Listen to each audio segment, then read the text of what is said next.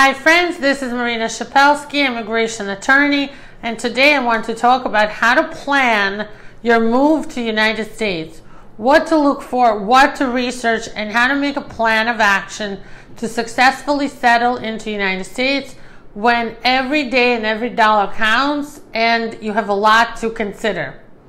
So the first thing that you should think about is obviously the cost. The cost of living in the area that you're interested in will definitely determine where you live.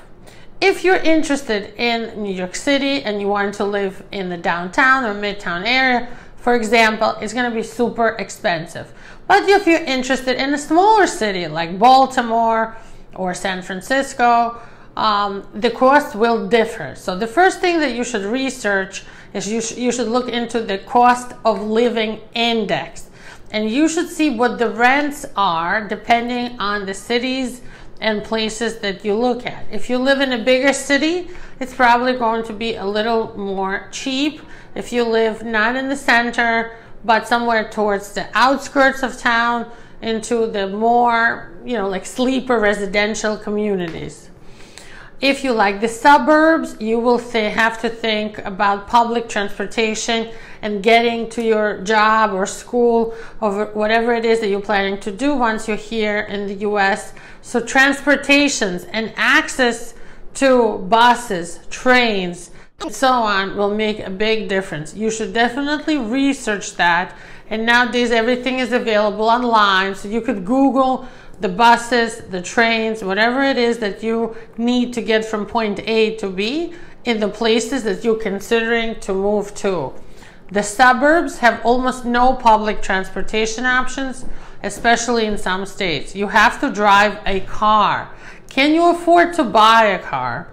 You have to consider the budget you have for a car. A good car now costs a car that's not going to break down every day that you drive it, and then you'll be spending money on repairing it and looking for a repair shop and not having transportation for days at a time. A good car is probably going to start with 10 to 15,000 US dollars, and anything better, anything newer is going to be even more than that. Remember, you won't be able to buy a car with a loan in the early stages of your coming here because you don't have credit history yet when you're a new immigrant. The other thing to consider, and I'm an immigration lawyer, so of course it's important to me, is what kind of an immigration status are you going to be coming here in? Are you coming through employment? If you're coming through a work visa, then of course you're limited to work where your employer is, and then you just decide if you're okay to live further from the office and then pay less, or do you want to be super close to the office, but then you might have to pay more in rent and all the other expenses.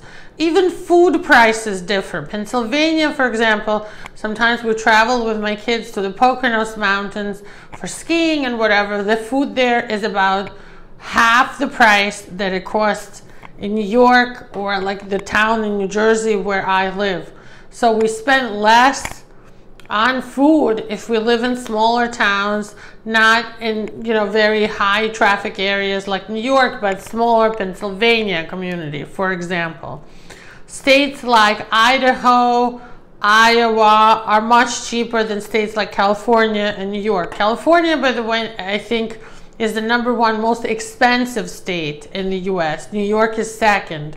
But again, do your research. Don't take my word for it. Schools, if you have children, you're going to care about the community and you're going to care about schools. The bigger schools should have more funding. So good towns, expensive towns that have higher taxes will have better schools. But of course, the rent there might cost more as well. Towns that are in worse areas are going to have worse schools. The schools usually have a ranking, like a grade, and you can research the schools in the area that you're planning to move to, again, online before you move there. Now, your immigration status also will affect, as I mentioned earlier, where you end up living. If you are planning to have an asylum case, for example, then living in New York is your best bet. San Francisco, amazing. Boston, very good. Baltimore, not bad. New Jersey, not bad. But then if you're going to Texas, very bad. California, some states, some areas of California, bad. Arizona, bad. Florida, bad. All these places are very anti-immigrant. They're very strict with immigrants, and your chances of winning an immigration court in front of an immigration judge are going to be low in those states I just mentioned. The South, bad. The South of the United States, you know, Virginia and all of those states, bad for immigrants. The places that you would think of as liberal cities are usually good for immigrants. So think of that. Think about where your family and friends live. Quality of life is very important, especially in the early years. If you're near your loved ones, you're going to have a more happy life. Keep that in mind. So if you have a brother or a sister, it's better to live where they live.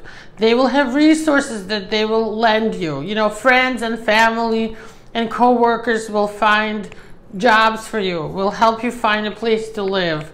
They will support you morally in the early days when you're just coming here and you might be homesick and having bad days when you're wondering why you came here. That's when family and friends close to you will make a huge difference than being alone in a new country, in a new city that you don't know anyone in. Now, if you're going to move somewhere and you need a job, think about what places have a lot of jobs available and close by. Job availability and flexibility is going to be super important because you might need to be close to your office. You might need to be in a place that your commute is going to be good, you know, and that's also going to make you happier if you live close to your job. On the other hand, if you can work remotely, first of all, I definitely recommend, at least in the first stage of moving here, to keep your remote job from your home country as long as you can. But once you settle here, if you have a choice to work remotely, choose a place that's cheaper and better for you and has better schools to live in. Then you don't have to be so close to the office. But also consider how often your company might need you in the office physically, because some places still want you to come in once or twice a week. So keep that in mind. Crime rates, definitely information you can find online. You want to live in a low crime area. The lower are the rates of robberies, killing, you know, anything like that, arson, drug sales. The lower are the crime rates, the better of a community it is. And in reverse, I mentioned schools, the quality of education, if they have good after-school programs. Poor places, places that don't have a lot of funding, have no after-school activities. Sometimes they don't have art or music classes because they're too poor. They don't have the budgets to support these after-school activities. Better towns, bigger schools, better schools have a lot of after-school activities so that your kids have choices. Maybe, for example, my kids, we live in New Jersey. New Jersey is considered #1 for the quality of schools in the United States, especially where we live. So my kids have 2-3 sports per season that they try. They did cheerleading, then they're going to do volleyball, then they might do baseball, then they might try track. They learned a little bit Spanish, a little bit German, a little bit French, and a little bit Chinese in school. So good schools give them exposure to different activities, to different languages, to different cultures, to different, you know, events that they have, to expose them to different things so they can choose what kind of a life, what kind of a role they want to play in this world. So keep that in mind. Finally, your health care is important. In other words, bigger, better cities have more specialists. They have more advanced technology for medicine, better medical equipment, better surgery options, better doctors. Doctors want to live in good places. So if a place has a really good quality of life, you'll find better doctors there.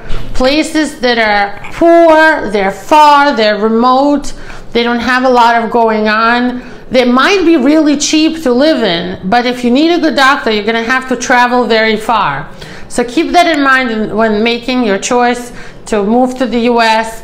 Always think about your immigration status. What are your options? Be very clear about what immigration option you will have once you get to the US, so that you know where you're going, how long you'll have to wait, and so on. And of course, we are here for you. If you need to discuss your immigration status, we're happy to schedule a paid consultation with you and discuss your future in the US. Please subscribe to our channel. Please become a follower. Give us a like if you like this video. Find me on Instagram, Shepelsky.attorney, and find me on TikTok, where I'm Marina Shepelsky, and you can see a lot shorter videos and more entertaining format, but a lot of useful information nevertheless. Have a great day. Share this video with your loved ones. Bye-bye.